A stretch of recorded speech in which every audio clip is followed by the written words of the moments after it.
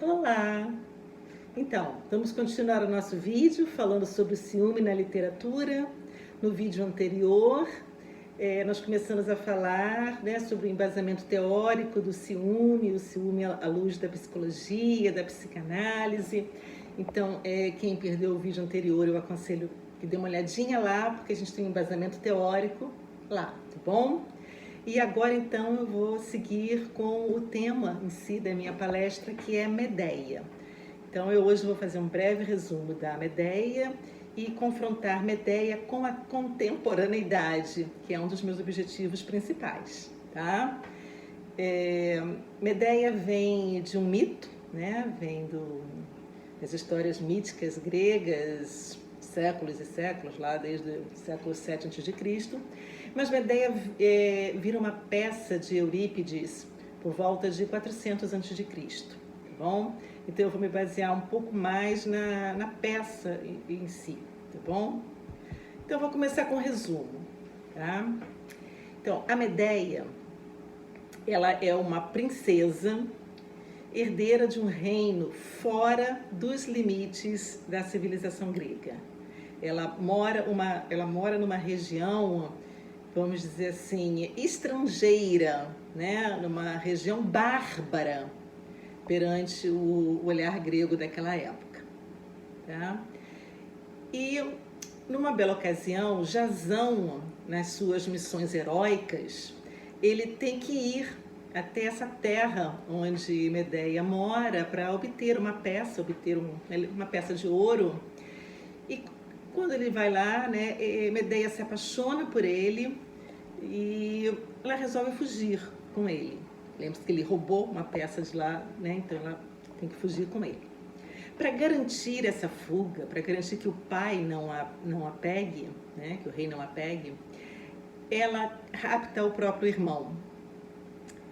E ela foge levando o irmão, ela mata o irmão, ela esquarteja o corpo do irmão e espalha partes do corpo pelo caminho, para que o pai, ao ir atrás dela, tenha que ir pegando os pedaços do corpo do irmão para poder unir, para fazer um funeral digno, E em função disso ela consegue fugir com Jasão. Agora observem que ela matou o irmão, ela abandonou o pai, ela abandonou a própria pátria dela. Mas ela vai com Jasão, eles se casam, têm 2 filhos e vivem bem durante um bom tempo. Num determinado momento, Jasão resolve trair Medeia. Ele abandona Medeia e ele avisa ela que ele vai se casar com Glauce. Glauce é uma princesa, filha de Creonte, do rei de Corinto. Então ele vai abandonar Medeia para ficar com uma princesa grega.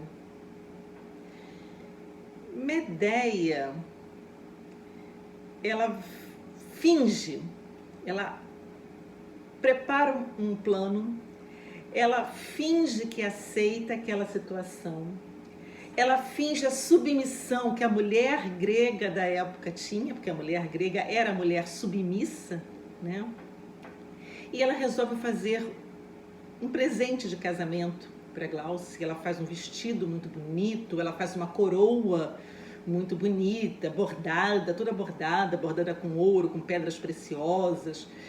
E a Glauce se encanta quando vê aquele presente, veste aquela roupa, coloca aquela coroa. Só que Medeia tinha colocado também veneno. E quando a Glauce veste, ela bota aquela coroa, ela morre envenenada. Ela morre envenenada, há uma confusão grande no palácio, o palácio pega fogo, enfim, aquelas confusões todas. Jasão, então, retorna para encontrar Medeia, para tirar satisfação do porquê que ela fez isso. Só que quando Jasão chega, ele encontra os 2 filhos mortos. A Medeia, além de matar Glauce, ela mata os 2 filhos, os 2 filhos dela com Jasão, para se vingar mesmo do marido. Então, assim, é bem forte, né? É bem forte a história. E, assim, a primeira coisa que eu diria é que Medeia não ama.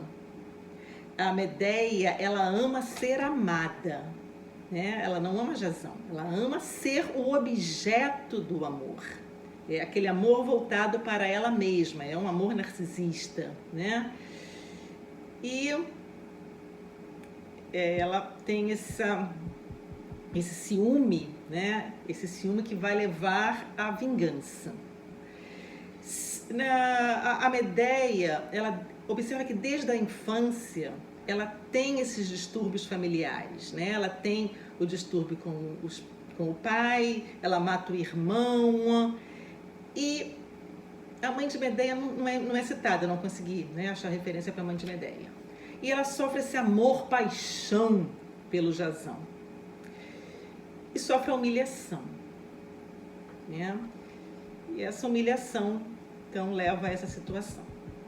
Agora, tem uma fala dela muito interessante na peça, em que ela diz assim: será que apenas para amargurar o pai eu vou desgraçá-los, duplicando a minha dor?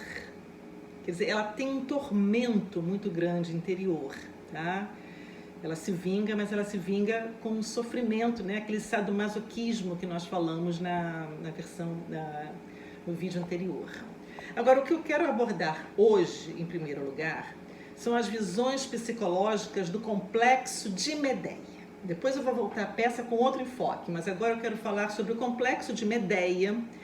Esse complexo, se eu não me engano, é de 1977, que Michelle Montley revisita, né, a obra, ela analisa à luz da psicologia.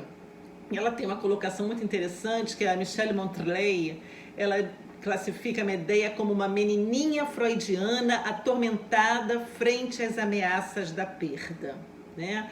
É aquele ciúme e ódio inconsciente de uma mãe pelos seus filhos, né?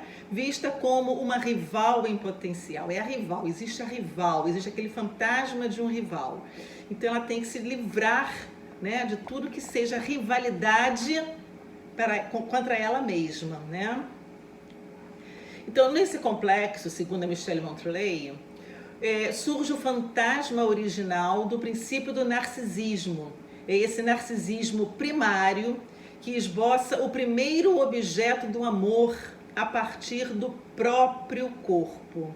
Segundo a autora, a criança é a representação da mãe primeva, da mãe arcaica, da mãe inconsciente anterior à civilização. E aí eu lembro que a mãe de Medeia não é citada. Então, Medeia é a representação da função materna. Ela é a grande mãe. Ela é a mãe única, a mãe toda poderosa, né? Que nem Freud em Totem e Tabu fala do pai todo poderoso. Medeia é essa mãe toda poderosa. É essa mãe que leva os filhos ao sacrifício, né? Porque o sacrifício está lá na tradição grega, né? Ela faz o sacrifício, né? Dentro dos conceitos religiosos gregos, até de ter que fazer sacrifício. Mas ela, por outro lado, né, ela tem todo esse complexo de Medeia dentro dela. O que é esse complexo na sociedade atual, nessa sociedade em que a gente teve casos como do Henri Borel, enfim, né, mães envolvidas em assassinato dos próprios filhos. Nossa sociedade está doente. A nossa sociedade também está com um problema patológico. Então, segundo a Michelle Montley, o que são as manifestações do complexo de Medeia? Então, ela cita: um deles são as mães que não se recuperam do efeito da gravidez e sofrem distúrbios mentais que podem fazer com que elas maltratem os próprios filhos, tá? isso na visão da Michele. Eu acho que aí tem até outros elementos, aí devem ter elementos hormonais, devem ter outras coisas, mas existem mulheres que fazem depressão pós-parto e mulheres que podem realmente até fazer mal aos filhos, né? Tem aquelas mulheres que jogam os filhos fora, tem vários descontroles. Então, uma possibilidade é complexo de Medea. Outro, muito sério, é a relação entre filhos ilegítimos e enteados, que são as vítimas do ciúme, ódio das madrastas e do padrastos. É essa relação também. E casais que se separam e como um tem aquele ódio, né, do ex-cônjuge, eles passam a maltratar os filhos para causar a dor nos filhos, para com essa dor dos filhos causar a dor no ex-companheiro, né? Então, esse maltrato dos filhos pode ser físico, pode ser emocional, pode ser psicológico, tá? Mas vai deixando na criança um desejo, né, inconsciente, um sentimento de abandono que repercute mesmo um desejo inconsciente desse pai ou dessa mãe de matar esses filhos no plano emocional.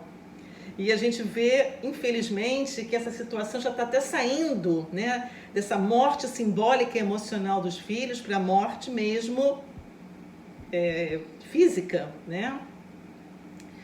O complexo de Medea aparece também, por exemplo, no pai ou da mãe, né, que manipula a exaustão a mente dos filhos e ainda se fazem de vítima, jogam, né, a mãe que joga o pai contra o pai que joga o filho contra a mãe, e isso vai interferir negativamente no desenvolvimento da criança, né? E os pais não se importam nem um pouco com o mal que eles estão causando com o filho em função dessa atitude, tá? E ainda dentro desse complexo de Medea está também o abuso físico ou emocional da violência doméstica, né? A violência física também, são atitudes de humilhação que o homem impõe à mulher, né? E a mulher, muitas vezes, tende a preferir o silêncio ao enfrentamento, porque ela cria uma fantasia, né, de que aquela violência doméstica vai se resolver por si só, vai se resolver sozinha. Então, tudo isso, esse maltrato dentro do ambiente familiar, como a gente falou no primeiro episódio, aquele ambiente que deveria ser o ambiente do amor, aquele espaço na criança deixou esse sentimento de abandono, esse sentimento de perda. E o adulto, que não vai entender muito bem, porque está lá no inconsciente dele, leva essa violência para o ambiente familiar sem se preocupar com o dano, né, que ele está fazendo nos filhos e que ele está fazendo aos outros. Tá? Então, essa visão, né, atual do que é o complexo de Medea na nossa sociedade, eu acho que é algo muito importante de ser avaliado, de ser pensado, da gente considerar bastante, no sentido de a gente precisa falar sobre o que acontece para entender a nossa sociedade. Tá? Mas agora eu vou aprofundar. Agora eu vou aprofundar um pouco mais na visão psicanalítica de Medea. Tá? Então vamos voltar um pouquinho. A Medea, né, desde pequena, tem aquele temperamento bárbaro, né? Então a gente percebe que desde a fuga dela com Jasão, ela já carrega consigo o avatar da destruição. Ela já carrega um Thanatos que ela precisa para despertar o Eros nela, né? Ela alimenta o Eros através do Thanatos, ou seja, a pulsão de vida e a pulsão de morte estão extremamente, uma alimentando a outra. Ela tem o amor erótico porque ele está relacionado à morte. E uma coisa muito interessante é que depois de tudo que acontece, Medea não é punida. Medea simplesmente ela vai para outra cidade, ela se casa com Egeu, ela vai ter um filho chamado Medo, né? Mas assim, a vida dela continua, tá? A vida dela continua. Agora, lembre-se que Medeia, ela não é grega.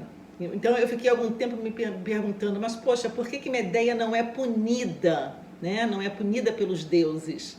Mas ela não é sujeita à lei grega, à lei dos deuses gregos, né? Ela é uma estrangeira, ela não é uma pessoa que vamos dizer assim, que os deuses gregos estejam olhando para ela para puni-la, como em outros personagens das tragédias gregas, né, que são, né, punidos pelo destino, ou pelos deuses, ou por suas próprias ações. Tá? Por outro lado, né,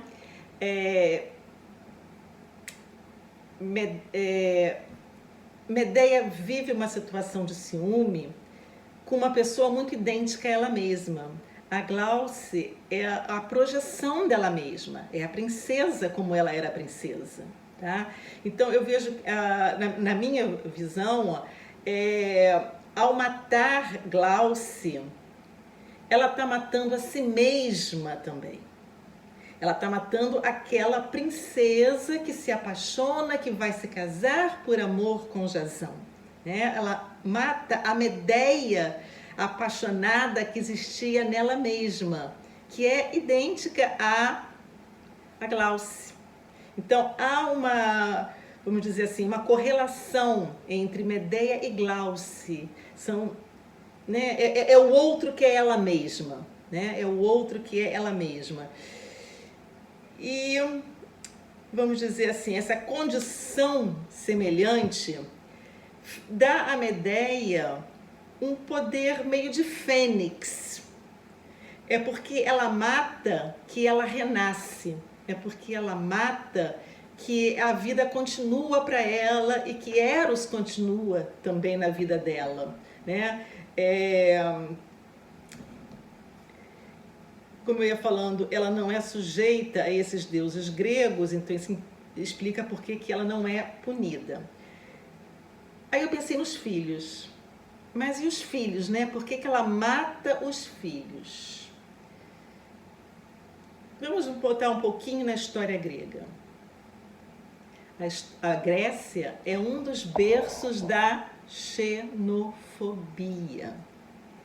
Quem não é, né, das cidades gregas era visto como um estrangeiro, como um bárbaro, como algo fora, né, da civilização. Eles tinham um apelido, acho que era meteco, se eu não me engano, que eles apelidavam quem não pertencia àquela sociedade grega. Tá? Então, os filhos de Medeia, eles são filhos de um relacionamento híbrido, vamos assim dizer. Né? Não são gregos legítimos, não são gregos puros. São gregos ou não. Essas crianças sobreviveriam na Grécia? Qual seria o destino dessas crianças? Provavelmente essas crianças não sobreviveriam. A Grécia não aceitava os estrangeiros. Tá? Então, matar os filhos é, de certa maneira, confrontar a própria xenofobia dos gregos. Né? Os gregos tinham algo chamado o eupátrida, né? Essa questão dessa xenofobia, né? contra os estrangeiros. Tá? E observem que esse matar para Medeia confere a ela uma satisfação. Ela sofre demais, mas ela também tem uma satisfação na vingança. Ela tem aquela satisfação. É o que Lacan, eu acho que é o que Lacan chama de o gozo além do gozo. Não é o gozo fálico, é alguma coisa além, né? Ela consegue novamente esse gozo além do gozo, né? Esse gozo além do gozo. Agora vamos ver, aquela sociedade grega é uma sociedade patriarcal. é aquela sociedade onde a mulher não tem valor nenhum. Jasão, ele não ama a Medeia, ele ama o poder, né? Ele ama um posicionamento social bom. O Jasão, ele é um símbolo da sociedade patriarcal, ele é o patriarcado. O patriarcado grego que confere à mulher a posição de objeto e nada mais. Medeia não é grega, Medeia é bárbara, de uma sociedade onde o matriarcado arcaico, né, ainda está presente. Tá? E Jasão não percebe que Medeia é de uma sociedade onde o matriarcado ainda faz parte do inconsciente, do consciente, né, daquela sociedade. E Medeia, por sua vez, não reconhece que Jasão é uma representação do patriarcado. Então, há um embate muito grande ali dessa guerra do patriarcado com o matriarcado. Tá? Eu vejo Medeia como esse grito, né? Esse grito interior, esse grito visceral que a mulher vai dar na sociedade grega, porque a mulher grega não poderia ter essa atitude, né? Aí eu fico pensando, por que no mito grego a mulher comete esse crime contra os filhos? Por quê? O grego, para convencer, né, a mulher da posição submissa que ela tem que ter, ele tem que pintar, né, a mulher como uma coisa ruim, como algo medonho, como algo, né, capaz do mal. A mulher tem que ser domada, ela tem que ser submissa, ela tem que ser inferiorizada. E para fazer isso, ele tem que demonizar a figura feminina. Então daí o mito criar uma Medeia que é uma representação demoníaca do amor. É justamente para tirar da mulher o sentimento do amor e deixar na mulher esse sentimento mesmo do ruim, para justificar a necessidade do patriarcado como fonte do poder. Tá? E a Medeia, por ser a estrangeira, né? Isso talvez Eurípides tenha percebido ou não, eu não sei, mas ela é aquela pessoa em que o matriarcado ainda existe, em que a mulher ainda tem algum poder e que a mulher é capaz de exercer esse poder e derrubar o poder do homem lá dentro da sociedade grega. Tá? Então essa visão de Medeia também é muito interessante, porque aí é aquela visão que a gente pode até chegar hoje em dia nessa questão mesmo, né, de uma sociedade dominar a outra, de uma sociedade impor seus valores a outro, e a Medeia não se deixa impor, ela não se deixa colonizar pela cultura grega. Medeia é justamente isso, é o que não é colonizado pela cultura grega. E o grego tem que usar esse elemento justamente para justificar o patriarcado interno dele, né? Que é aquela mulher endemoniada. Então, eu acho esse embate social muito bonito, muito interessante, né, da gente ver. E tem uma fala da Medeia, tem um canto da Medeia que é muito bonito, que ela fala assim: eu sou a mãe de seus filhos. Para onde poderia fugir agora, uma vez que toda a Grécia odeia os bárbaros? Então é aquela questão mesmo do estrangeiro que sofre o ódio. E o que ela dá é o troco. O que ela mostra para os gregos é o ódio que os gregos mostram por ela, né? E aí a gente me pergunta, mas cadê o sacrifício, né? E o sacrifício? Então, existe um sacrifício à pátria, que ela abandonou, o sacrifício à família, o sacrifício à descendência e o sacrifício a si mesmo. Medeia carrega em si todo o sacrifício do humano. Tá? Não justifico nem condeno Medeia, estou vendo por ângulos diferentes, né? Por situações diferentes, e eu vou finalizar com uma colocação. A gente falou na questão pátria, né?